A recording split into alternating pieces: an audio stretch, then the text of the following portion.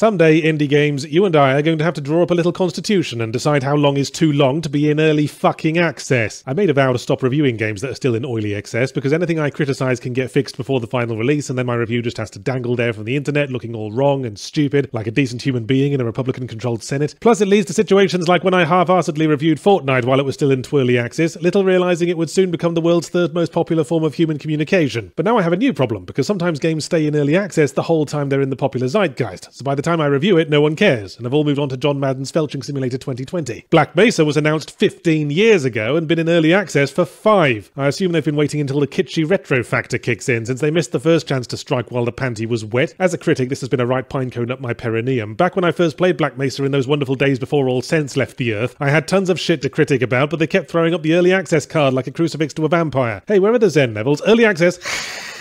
Hey, the enemy soldiers seem a bit too accurate. Early access! Oh, for fuck's sake. And now I'm roundly miffed to see that the release version of Black Mesa is really fucking polished, which is all anyone should expect, since they've been polishing it for so fucking long there's a 6-inch layer of crystallized Mr. Sheen around the thing. But let's take a step back. Black Mesa is a fan-made remake of the seminal 90s PC shooter narrative action game tentpole and all-around ball of chunky cuddles, Half-Life, made in the Half-Life 2 Source engine. You see, when Half-Life 2 came out, Valve put out a version of Half-Life in the Source engine, but it was just a copy-paste of the assets. So some disappointed fellow said, hey, wouldn't it be great if this was an actual remake of Half-Life in the style of Half-Life 2 with fully updated graphics and level design? And someone else said, yes, that would be great, hop to it. And thus was decided the next 15 years of that poor fucker's life. Now, my philosophy brain reminds me that I disapprove of this kind of thing. Part of the value of art is as a capsule of the styles and attitudes of its era. Dragging an old classic into the present and forcing it to chase new trends is a cycle that never stops. The Source engine is itself pretty old and crusty at this point, and Black Mesa will now need to be remade again in Unreal Engine 4 with VR support, and oh bollocks, probably shouldn't put the idea in their heads. But on the other hand, my down-to-earth brain points out, A, this is the fucking modern games industry we're talking about, where they don't even apply backwards compatibility to their baseball caps, so in a few years this might well be the only way we can play Half-Life, and B, Black Mesa gives me lovely wobbly feelings in my tummy-tum because Half-Life is my boo. If you want to know how Black Mesa would be for someone who's never played the original, then I haven't got the least fucking idea. Go to Timmy Tween Twitch streamer and pay him 100 bits to answer that question, if he can stop sucking Mountain Dew from his mum's titties for 5 seconds. I'm more familiar with the layout of Half-Life than I am with that of female genitalia, and Black Mesa follows it closely, so it's all that lovely pacing and narrative gameplay, but now with the beer goggles taken off. Everything's crisper, the guns are more satisfying, the characters have a little more character, the environments make a little more sense with not so many sewage runoff pipes outflowing inexplicably into people's offices. I note we still haven't solved the issue of everyone looking the same. The original Half-Life only had 4 different scientist models, but they were very different, running a spectrum between Albert Einstein and Sidney Poitier. Now it's more like 12 very slight variations on the same face, and not just the scientists, the security guards and the soldiers have the same ones, and all with the same body type, so it's like the facility was taken over by a tribe of very generic Oompa Loompas. See, there were notes of silliness in the original Half-Life that one forgave of a janky 90s shooter, but which are thrown into sharp relief by a more modern realistic tone. Obliging the player to press crouch while jumping in order to jump over slightly higher things is in retrospect a pretty janky workaround for an engine limitation. You'd expect some kind of mantling physics these days, and it suddenly seems odd that no one Gordon Freeman meets as he fights his way out of the doomed facility wants to come with him. Quick, Gordon, rescue teams are meeting us on the surface. I'll open this door for you, let me know how it works out. What, me? No, I couldn't possibly come too. There might be something you need to crouch under, or a 1-foot-high obstacle. It's probably safest for me to hang out in this alien-infested corridor, maybe stick my underpants on my head and try to live among the parasite monsters like Diane fucking Fossey. But let's leave the bulk of the game to one side. After all, a remake of a good thing still being good doesn't score any points because it had to copy its homework. The real challenge was the Zen levels. For most of the time Slack Mavis was in early access, it just awkwardly stopped right after you jump into the portal to the alien realm, and cut to credits after 2 or 3 seconds of the Doctor Who opening titles. Because what the fuck do you do with Zen, the notoriously unpopular final chapter of an otherwise timeless classic? You've got to at least try to make it good if you're already committed to making changes. You can't throw out the Einstein scientist and then preserve the pile of shit at the end for posterity. Black Mesa's Zen is 3 or 4 times longer than the original, which I'm not sure is the solution I'd have gone for. Oh, you don't want your broccoli? Well, here's 3 times as much, bitch, and if you don't learn to like it, I'm going to start pushing it up your nose. I suppose having worked on it for years, they wanted to prove they weren't Duke Nukem Forevering that whole time, and that is most certainly proved. The cosmic vistas are spectacular, every inch of effort is on display, and while it is overlong and the quality has its dips, some bits are pretty forgettable and some chug along like the early morning hangover shits, there's enough of a sense of wonder about it that I wasn't unengaged. Trouble is, I don't think it addresses the actual issue with Zen. We just spent umpteen hours tactically combating our way through an ever-evolving narrative about a research facility disaster and a military cover-up, and this Metroid meets American McGee's Alice bad acid trip at a children's ball pit full of tricky platforming and bullet-spongy bosses doesn't feel like a payoff for what was set up. And with its lurching shift of tone and handful of hitherto unused movement and puzzle mechanics, Neo Zen might as well be a different game altogether. In summary, Half-Life was a handsome, intelligent and smartly dressed man who was inexplicably wearing one bright green Wellington boot. I don't think the solution was to put on the other Wellington boot.